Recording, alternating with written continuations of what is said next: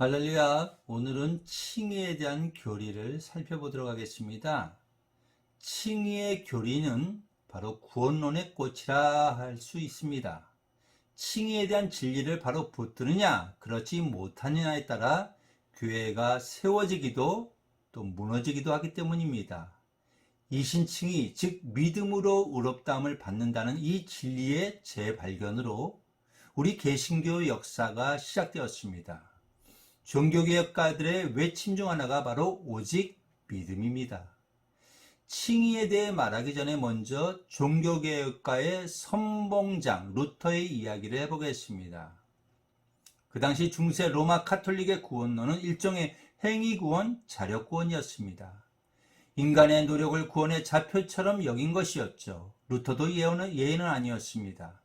그는 22세 때 친구와 함께 말을 타고 가다가 번개를 맞게 됩니다. 친구는 즉사하고 루터는 말에서 떨어져 나뒹구르게 됩니다. 그 후에 죽음에 대한 두려움 때문에 신부로 살겠다고 선언하게 됩니다. 이때 루터의 관심은 오로지 어떻게 하면 구원을 받을 수 있을까였습니다. 루터는 구원받기 위해 온갖 고행을 자처했고 인간으로서 할 수 있는 모든 노력을 다했습니다. 그러나 범민만 늘어가고 마음의 평안을 얻을 수 없었습니다. 그러던 중 인간의 의로움에 대한 문제의식을 갖게 되었는데 처음에는 이 문제를 풀어보려고 극심한 고행과 철저한 경건 생활을 하기도 했지만 사람의 노력으로는 해결할 수 없었습니다. 루터는 인간의 의를 이루기 위해 고해성사의 목숨을 걸다시피 했습니다. 루터가 얼마나 철저히 죄를 고백했던지 죄의 고백을 듣던 신부가 미칠 지경이었습니다. 철저한 재고백도 인간의 의를 이루는 데는 아무 소용이 없었던 것입니다. 그러던 중에 루터는 어거스틴의 책을 만나면서 은혜 교리에 눈을 뜨게 되었습니다. 루터에게 혁명적인 전환기가 찾아온 것입니다.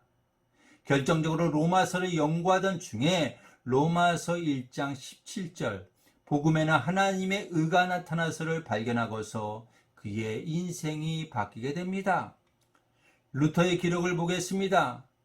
수많은 낮과 밤을 고민한 끝에 마침내 진리를 발견했다.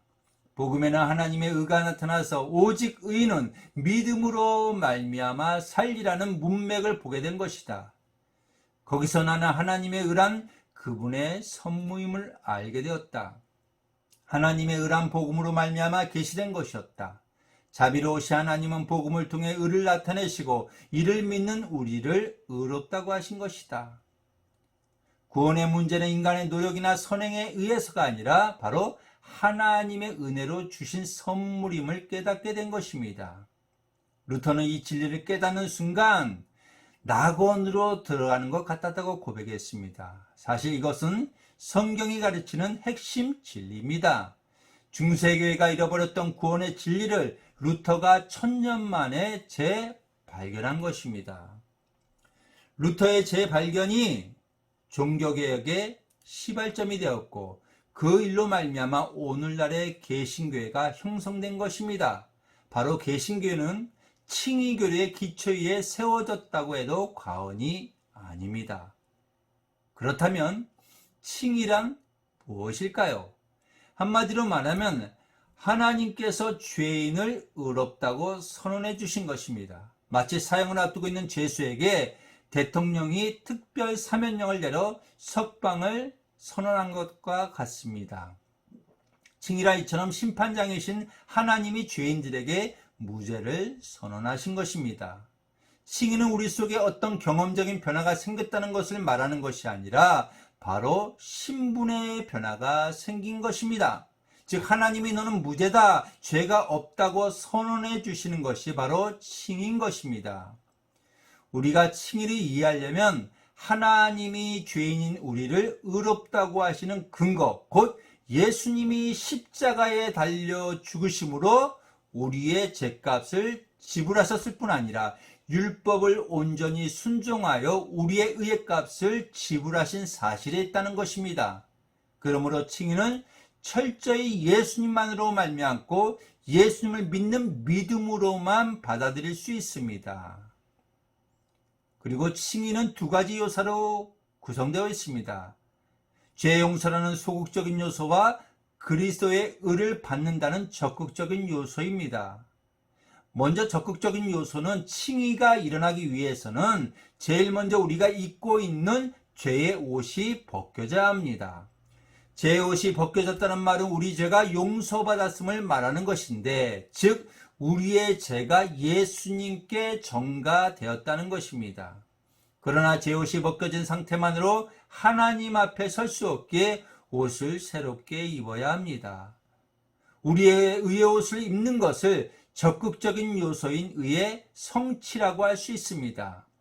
우리가 하나님 앞에 나아갈 때 입어야 할 옷이 바로 의의 옷인 것입니다.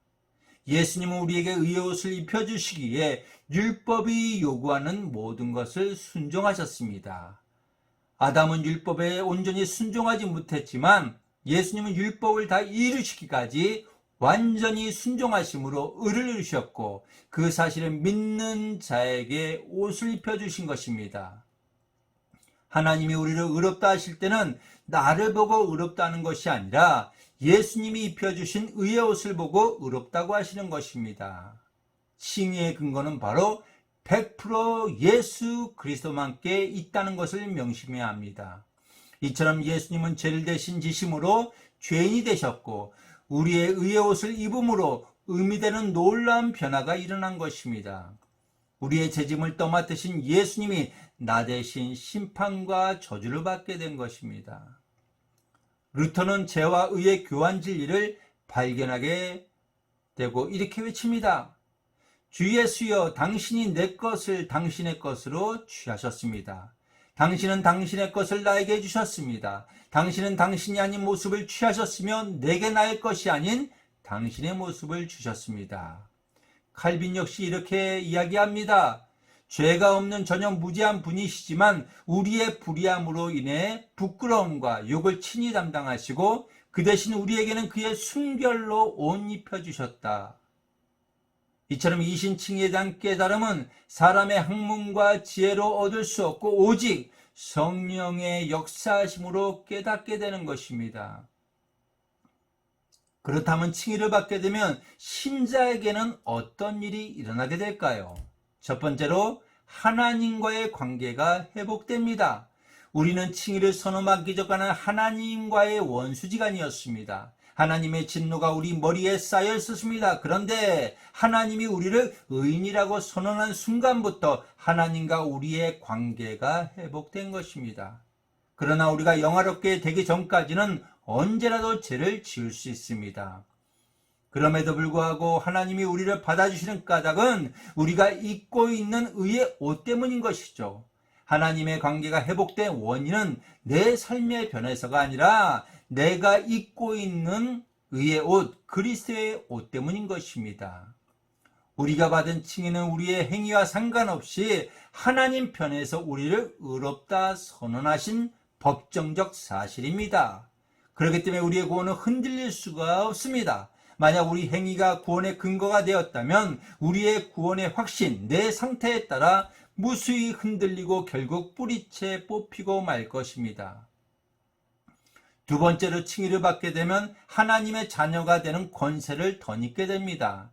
우리는 하나님으로부터 의롭다함을 선언받음으로써 하나님의 자녀가 되는 양자의 은혜를 받게 되었습니다.